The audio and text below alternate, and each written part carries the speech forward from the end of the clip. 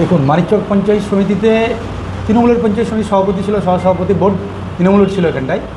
আবার তৃণমূলের বিরুদ্ধে আবার অনাস্থা নিয়ে আসে এখানটায়। কিন্তু আজকে যখন পঞ্চায়েত সমিতি যখন সভাপতি সহসভাপতি যখন গঠন করা হয়, আজকে দেখলাম তৃণমূলেরা টোটালটা সমর্পণ করেছে বিজেপির কাছে। বিজেপির টোটাল মানিকচক পঞ্চায়েত সমিতিতে 9 জন সদস্য, তারপরেও আজকে নির্বাচিত হলো সহসভাপতি আর সভাপতি। এইটা মানিকচকের মানুষ জানতে চায় এটা যে তৃণমূলের আর বিজেপির কি এটা সেটিং। শ্রমিকবাবু অনেক কথা বলছেন বারবার করে যে আমরা কোথাও অনাস্থা নিয়ে আসছি না।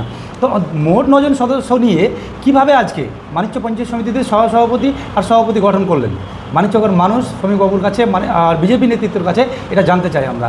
আর দ্বিতীয় কোশ্চেন হচ্ছে, আমাদের মানিকচক পঞ্চায়েত সমিতি আমাদের কংগ্রেসের 3 জন মেম্বার আছেন এখানটায়। এর মধ্যে আমাদের একজন মেম্বার ইনায়েতপুর জিপির, যাকে আমরা গত বিধানসভা ইলেকশনের সময় ওরা তৃণমূলের ভোট করেছিল, তার কারণ দলবিরোধী কাজের জন্য আমাদের ইনায়েতপুর জিপি থেকে আমরা তাদেরকে একজন আমার গ্রাম পঞ্চায়েতের মেম্বার আর একজন পঞ্চায়েত সমিতির আমাদের আসাদুজ্জামানকে আমরা গত 26/4/2026 আমরা তাকে দল থেকে বহিষ্কার করেছি। আমরা আজকে আমাদের 2 জন পঞ্চায়েত সমিতি বসে আছে আমার সাথে, দেখছেন আপনারা, তারা ওখান থেকে সেই বোর্ডে ওরা অংশগ্রহণ করেননি, ওয়াকআউট করে বেরিয়ে এসছেন।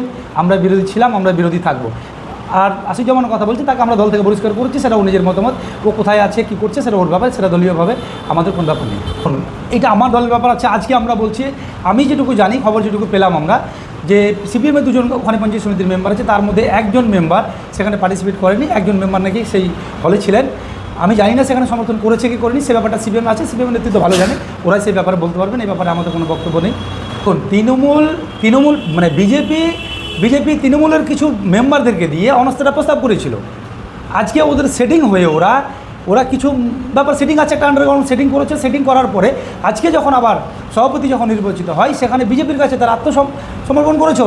ওরা সব কটা মেম্বার ওখানে বিক্রি হয়ে গেছে, গিয়ে আজ বিজেপি ওরা সভাপতি নির্বাচিত করেছে। এটা নিয়ে মানিকচকের মানুষ দেখছে। মানিকচকের মানুষ আগামী আবার গ্রাম পঞ্চায়েত নির্বাচন আছে, সেখানে ওদেরকেও যোগ্য জবাব মানিকচকের মানুষ দেবেন।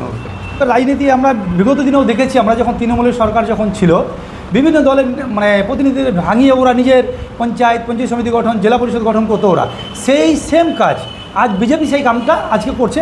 তাতে টোটাল তৃণমূলের যারা প্রতিনিধি আছে একদম বিজেপিকে ফুল্লিভাবে সাপোর্ট তারা করছে ওখানটায়।